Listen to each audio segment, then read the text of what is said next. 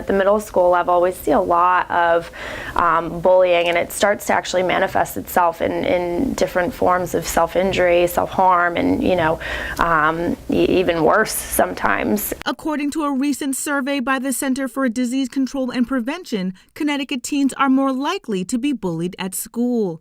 Even though school is out for the summer, family centers, school-based health centers can be a resource for many teens and their families. If we identify children through the school year that have issues with bullying, we try to work with their parents to set up a plan for the summer.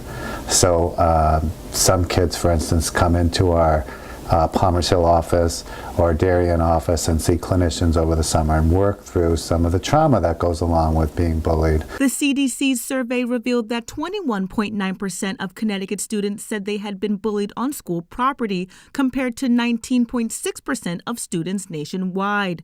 Students are also being bullied outside of school, with cyberbullying becoming more apparent. The kids are dealing with, peer pressures, pressures at home, pressures from parents, pressures with, athletics and extracurricular activities, and just really a time crunch in general. And I think sometimes they are just so overwhelmed. When we talk to parents, we ask in the room whose child has ever been bullied, and everyone in the room can raise their hand, or many do.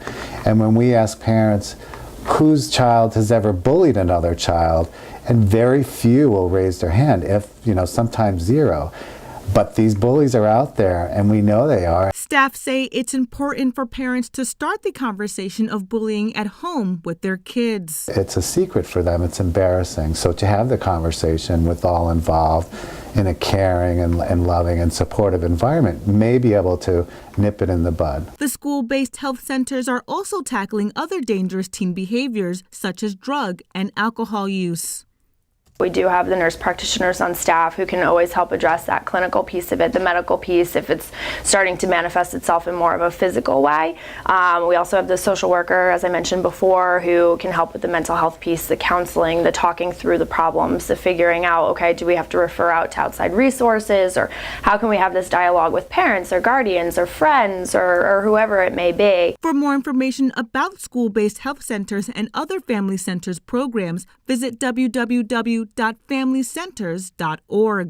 In Stamford, I'm Quadruba Crawfee for It's Relevant News.